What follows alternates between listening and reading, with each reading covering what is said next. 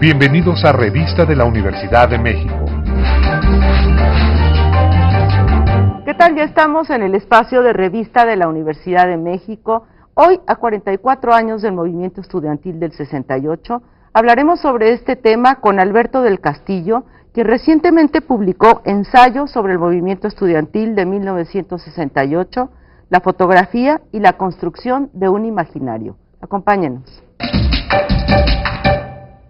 Alberto del Castillo Troncoso es historiador egresado del Centro de Estudios Históricos del Colegio de México. Es coordinador, junto con Rebeca Monroy, de la línea de investigación Historia Social e Imagen en el posgrado de Historia de la Escuela Nacional de Antropología e Historia. Entre su obra publicada destacan los títulos Imaginarios y Fotografía en México, 1839-1970. Conceptos, imágenes y representaciones de la niñez en México. Rodrigo Moya, una visión crítica de la modernidad. E Isidro Favela, una mirada en torno a la Revolución Mexicana. Su trabajo de investigación sobre la fotografía del movimiento estudiantil de 1968, publicado en el libro Ensayos sobre el movimiento estudiantil de 1968, la fotografía y la construcción de un imaginario, permite valorar la importancia de la indagación documental en este tema. El libro es el resultado de una exhaustiva investigación, donde el autor recurre a distintos acervos históricos y hemerográficos, además de testimonios orales de periodistas, reporteros, fotógrafos y protagonistas del movimiento estudiantil en México 1968. Nacho, ¿cómo te va? Pues muy contento en un programa tan importante para la universidad. Sí, y en estas fechas, y para ¿no? lo que estábamos hace un momento platicando con Alberto del Castillo, y decíamos que es algo que está en el inconsciente colectivo, y que yo por lo menos, ahora sí que casi te diría que he visto casi todos los libros, nunca termina uno y por ahí sale otro, pero casi te diría que es el trabajo más exhaustivo, más brillante, más documentado que yo conozco sobre el 68. Así es, las fotografías por eso me maravillosas. parece, bienvenido, felicidades por un trabajo como este. Tú ya habías participado en el otro que salió, ¿no? En el del memorial. Pues en el memorial. Sí. Claro, muchas gracias por la invitación. También para mí es simbólicamente muy, muy importante estar aquí en la UNAM.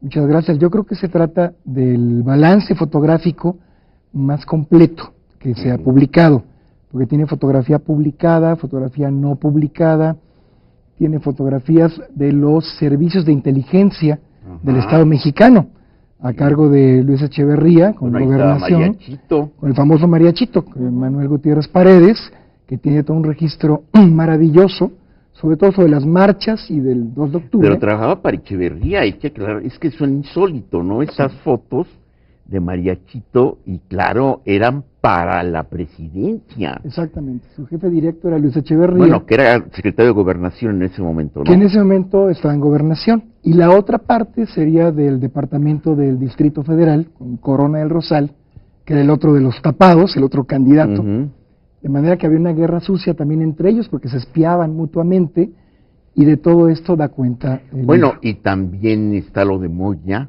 Por supuesto. Digo, lo que pasa es que tendríamos que mencionar a todos. Y es la portada, la de Moya. La de Moya. Por supuesto.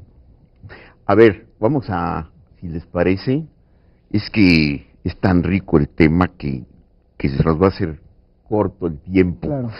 Pero me gustaría precisamente empezar por lo más visible, que es la portada. Esta portada que es la quema de un gorila. Exactamente, de papel maché. Que es el jefe de la policía de entonces, y que están aplaudiéndolo los estudiantes atrás. Claro. Pero esto que se haya hecho en el Zócalo, volvemos a los símbolos. Claro, mira, para mí fue muy, muy importante subrayar esto en la portada. Además, una fotografía de un fotógrafo extraordinario, que es Rodrigo Moya, que combina la mirada documental con la mirada estética. Y era muy importante subrayar esto porque esto ocurrió el 13 de agosto. Hay una marcha multitudinaria de los estudiantes que ocupan el Zócalo, y justo enfrente de Palacio hacen esta especie de fiesta, de happening, donde queman al gorila que representa a Cueto. Se llama la fiesta, sí le llaman. que luego le han puesto la fiesta, ¿no?, a esta foto, y que representa, desde mi punto de vista, también un poco la figura del poder, la figura del presidente en ese momento, que era Gustavo Díaz Ordaz, al cual los chicos lo asociaban con el gorila, con la figura del simio, etcétera, etcétera. Y esto es muy interesante porque 2 años antes, en el Diario de México, de Federico Bracamontes, se cometió un lapsus muy terrible. Entonces publicaron en la primera plana a un grupo de simios, Recién llegados a Chapultepec. y en la otra a un grupo de funcionarios. Alteraron o se invirtieron los pies de foto. Le costó el puesto le costó la chamba a Cabramontes, como decían. y le costó la historia al periódico. Entonces los pies de foto invertidos decían funcionarios que están con el presidente, los chimpancés, y viceversa. Yo creo que ese lapsus tan temido por las autoridades, los estudiantes lo escenifican, lo representan a las puertas mismas del palacio. Por eso tiene ese peso simbólico tan importante. Y por otro lado, porque yo quise también rescatar en este trabajo no solamente la fecha simbólica dentro de la construcción de la memoria, que es el 2 de octubre, que por supuesto me parece una fecha muy importante, sobre todo por todo el halo de impunidad que sigue alrededor de esa terrible fecha, de ese crimen de Estado, pero yo no quise quedarme en eso ni regodearme en eso, porque pienso que lo que ocurrió antes es súper importante. Lo que ocurrió antes es un levantamiento cívico, ciudadano, pacífico, que reivindicaba el Estado de Derecho en un momento en que el país vivía gobernado bajo un régimen de partido de Estado, que renueva la protesta social en este país, que es un punto todavía de referencia para las nuevas generaciones, y entonces, por todo ello, fue muy importante rescatar la diversidad de las fotografías. Yo creo que no hay un solo 68 como pretende la memoria oficial, hay muchos 68, y por ahí la fotografía es un espléndido documento, ¿no?, para revisar esto, para revisar cómo hay diferentes puntos de vista. Para mí, como historiador, aquella frase tan bonita de que una imagen dice más que 1000 palabras es totalmente falsa desde el punto de vista de la investigación. A una imagen hay que construirle un contexto, siempre. Hay que construirle un contexto, techo, piso, paredes. Y eso es un poco lo que se hace en este trabajo. Es lo que haces en este trabajo, sí. Y bueno, ya estabas mencionando sobre la memoria. Tú hablas en este libro de que existen 2 memorias del 68. ¿Cuáles son esas 2 memorias? ¿Cómo han permeado ahora con las nuevas generaciones? Sí, mira, yo dialogo mucho en este trabajo que se puede leer como una historia política, una historia social del 68, o como un capítulo de la historia de la fotografía en México. Creo que tiene esa doble vertiente. Entonces, en ese sentido, como historia social, yo dialogo con las investigaciones más recientes en el campo del 68, desde Carlos Montemayor hasta gente como Eugenia Alier, una espléndida investigadora de la UNAM, que plantea este concepto de las 2 memorias, la memoria del elogio y la memoria de la denuncia, que coexisten en la actualidad. La memoria de la denuncia se refiere obviamente al 2 de octubre, y la memoria del elogio es este proceso de recuperación que se ha dado del movimiento, donde hemos dado un giro de 180 grados. Esos terroristas que alborotaban, de los que hablaba Díaz Ordaz, y que toda la clase política le aplaudía, ¿no?, se han convertido en mártires cívicos, mártires de la democracia. Se ha ido construyendo también como esto, de manera que estamos ya como en el extremo opuesto. El 68 ha entrado con letras de oro en el Congreso, ¿no? De manera que, bueno, también estamos como construyendo, me parece a mí, una historia oficial del 68.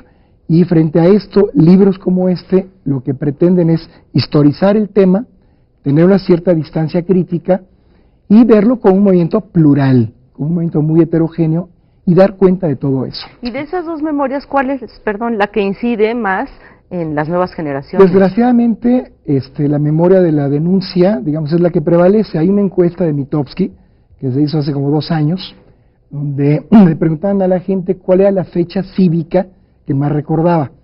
Quitando a la guadalupana, porque sería trampa, la guadalupana la quitamos. Fechas cívicas.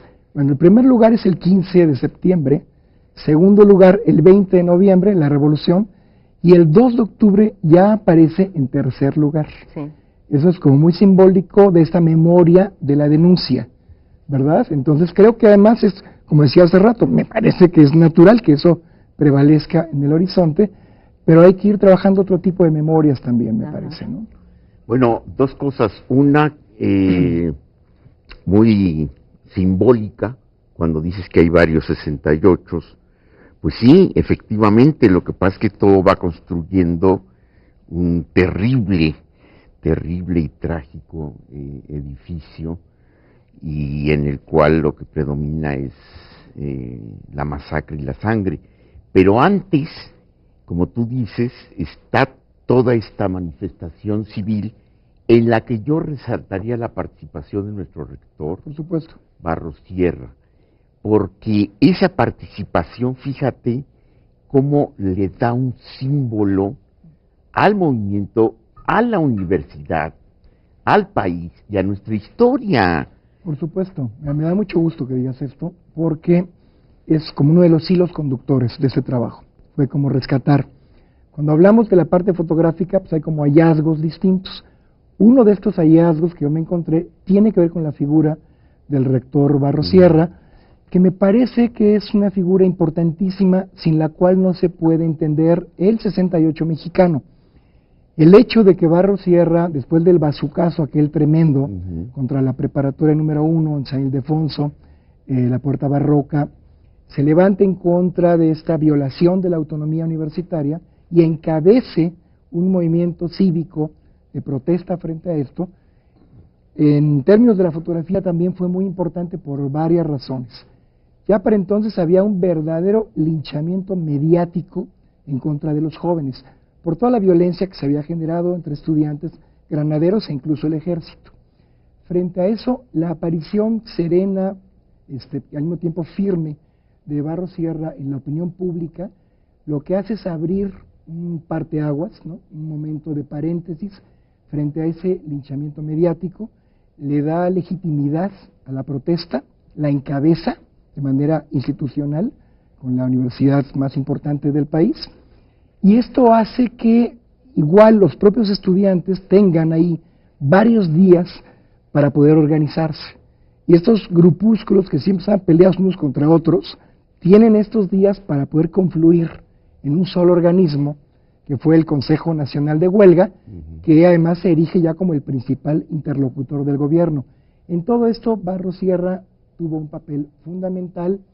Hay toda una secuencia fotográfica inédita que se puede consultar en el archivo fotográfico del Universal, que resalta mucho esta marcha de la dignidad que encabezó Barros Sierra aquel 1 de agosto de 1968.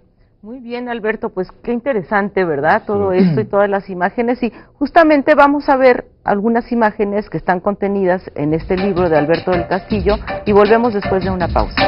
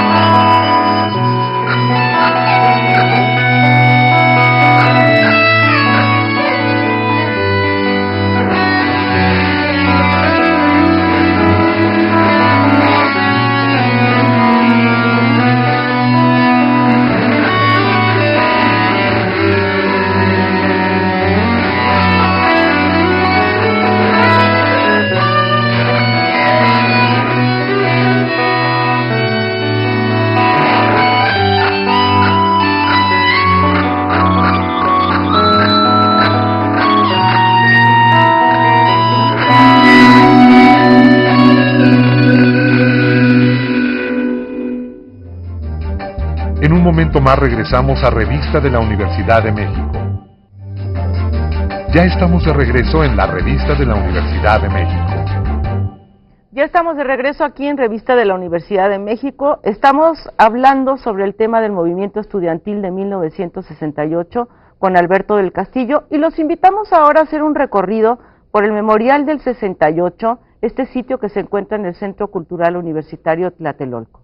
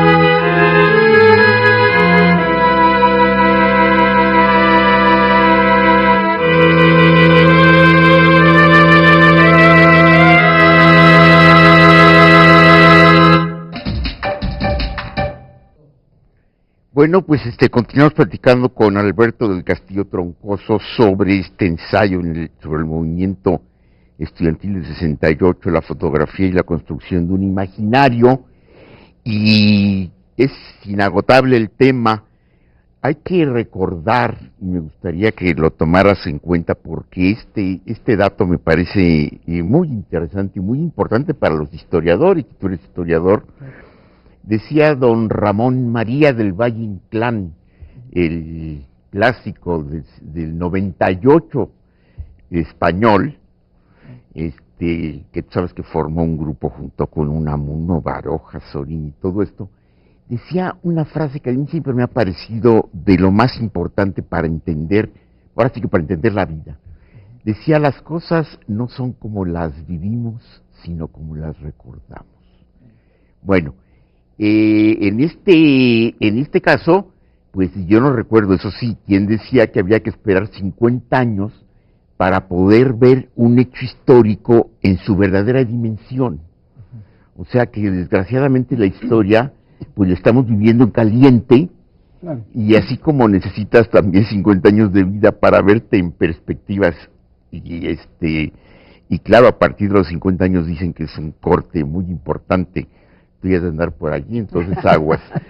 Bueno, pero hay muchas partes del 68 que me gustaría que nos platicaras y que de las que no se ha hablado tanto. Claro. Por ejemplo, el muro. Sí, por supuesto. Mira, en el caso del muro, esa es otra secuencia notable que yo recupero dentro del libro, que pertenece a los servicios de inteligencia de Corona del Rosal. Por alguna razón, Corona del Rosal y todo su equipo están muy interesados en esto. Y entonces resulta que se organizó un mitin en la Plaza México, convocado por esta organización que tenía mucho peso, ¿no?, que era el Movimiento Universitario de Renovada Orientación, este grupo de derecha que surge en contraposición a la Revolución Cubana. Y la Ibero surge también, es muy importante la Ibero en ese sentido. Y bueno, ellos convocan a este mitin de 5,000 personas en la Plaza México. Entonces es interesante porque la prensa no le dio demasiada importancia. Por ahí se publican algunas páginas, en páginas interiores sobre todo, y yo me encontré con esta secuencia maravillosa, por parte del archivo de Coronel Rosal, donde tenemos a los chicos desde que llegan a la plaza, se instalan en la plaza con sus pancartas, obviamente anticomunistas, reivindicando la figura de Díaz Ordaz y del ejército, etcétera, etcétera.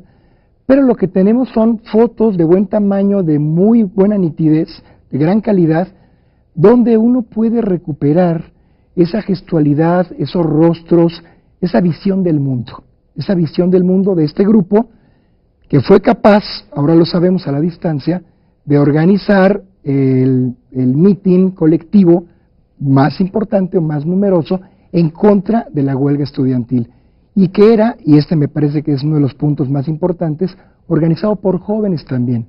Es decir, no hay un concepto único de juventud. Tenemos juventud, por supuesto, del lado de la huelga, pero también tenemos esta parte de la juventud que estaba apoyando otras banderas. Creo que han pasado casi 50 años, es un buen momento para hacer un balance más sereno y tratar un poco de poner esto también en el horizonte. Y en contexto, y desde el punto de vista de una historia cultural, porque este libro tiene como varias pistas también, desde una historia cultural atenta a las representaciones de la juventud, pues esta parte puede ser, y es de hecho, maravillosa. Se puede consultar actualmente en el Museo Archivo de la Fotografía del Gobierno de la ciudad, que fue el que recuperó este material. Otra de las pistas que tiene este libro es justamente la que se refiere al rescate que haces, al rescate hemerográfico que haces, ¿no? Cantidad de portadas de todos los periódicos del momento, el modo como trataban la noticia, toda la relación que haces entre prensa y poder. ¿Qué nuevas luces nos puedes dar acerca de esto? Porque todos sabemos cómo fue en esa época la relación entre prensa y poder, ¿no? Pero ¿qué encontraste? Mira, toda esta parte es como bien interesante que tú lo menciones. El rescate también de la foto publicada en su coyuntura, porque la mayor parte de estas fotos pues no las conocemos, se publicaron y la mayoría dejaron de conocerse, salvo unos cuantos íconos, ¿no? Es un trabajo que yo realicé también, quiero decirlo, como parte, bueno, del trabajo que yo desarrollo en el Instituto Mora y como parte de un proyecto de CONACYT, lo cual significa que estuve acompañado de un magnífico equipo de becarios de diversas universidades, con los cuales hicimos un catálogo fotográfico digitalizado de 2.500 fotografías, cada foto con su referencia en términos de autor, de crédito, de episodio, inclusive con una descripción de la imagen. Esto se puede consultar en línea, en forma gratuita, tanto en la página del Instituto Mora, como en la página del Instituto de Investigaciones sobre la Universidad y la Educación, el ISUE, que también colaboró muy de cerca con este proyecto. Entonces ahí tenemos esa parte en cuanto a la foto publicada, y luego un DVD que se llama Palabra de Fotógrafo, donde yo entrevisté junto con una colega, Beatriz González, a 7 destacados fotógrafos, ¿no?, que estuvieron en activo en el 68, entre ellos Héctor García, quizás el fotoperiodista más importante del siglo XX, que acaba de fallecer, su esposa María, Enrique Bordes, el propio Rodrigo Moya, Enrique Metinides, el gran maestro de la nota roja, Daniel Soto y Aarón Sánchez. Nos entrevistamos, editamos ese trabajo en el instituto junto con el Centro Cultural Universitario Tlatelolco, que también intervino en esta parte, y lo vamos a presentar en la Fundación María y Héctor García el 18 de octubre. Ah, qué bueno que dices. Y me dicen que a las 24 horas, casi de inmediato, va a ser transmitido por primera vez en televisión en TV UNAM. Fíjate. Sí. Oye, y esta, porque además está lleno de contradicciones todo el movimiento, lo que tú mencionas, por ejemplo, del director del Heraldo, don Gabriel Alarcón, que manda una carta de apoyo a Díaz Ordaz, poniendo su periódico a sus órdenes. ¿Cómo cambia la mentalidad de los medios, de la libertad, pero dentro de esto me gustaría señalar un hecho verdaderamente insólito, que Mariachito, que era el fotógrafo de Gobernación, dona sus fotografías nada menos y nada más que a la UNAM. Sí, no, eso es así como una historia fantástica. Fantástica, que te habla ya también de todo ese proceso de cómo queda lo que tú llamas en el imaginario colectivo, que yo le digo el inconsciente colectivo, Claro. lo que tuviera quedado también. ¿Cómo quedan esto? A ver, por ejemplo, los jóvenes ya actualmente ya nos interesan tanto, siendo un hito en la historia de este país. Claro.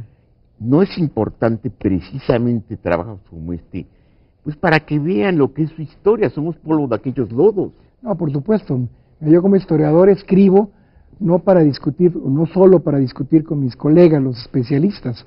Yo escribo para un sector mucho más amplio, ¿no? Mi aspiración es a que me lea el ciudadano de a pie, ¿no? Ujú. Y más tratándose del 68, por un lado es una invitación también a la propia generación del 68 para que discutamos esto, cosa que ya estamos haciendo, pero también para las nuevas generaciones. A mí me invitaron en los próximos días a presentar también el libro, este movimiento del Somos Más de 131, donde surge el 132 en la propia Ibero, lo cual me da muchísimo gusto. Tengo varias invitaciones de CCHs de la propia UNAM, cosa que voy a hacer con muchísimo gusto.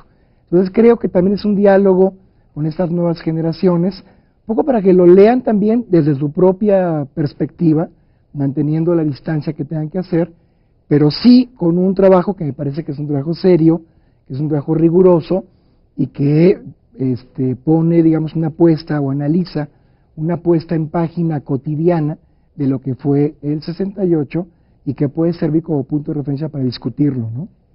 Pues Alberto, se nos termina el tiempo. Yo no quiero dejar de recomendarle a nuestro público este libro. ¿Ya está en librerías? ¿Se puede conseguir? Ya está en librerías, por supuesto, en la del Mora y la del ISUE, en la propia página del Ok. Mora y del ISUE, y en algunas librerías del Fondo de Cultura, en la Rosario Castellanos y en la Octavio Paz, se puede ya conseguir. Perfecto, pues lo recomendamos mucho. Ensayos sobre el movimiento estudiantil de 1968, la fotografía y la construcción de un imaginario, de Alberto del Castillo Troncoso. Muchas gracias, Alberto. No, gracias a ustedes. Nacho.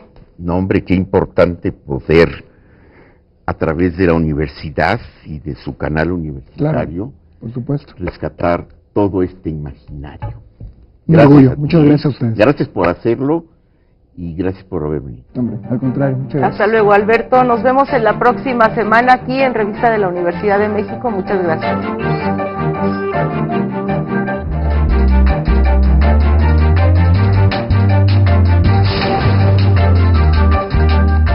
Los esperamos la próxima semana en Revista de la Universidad de México.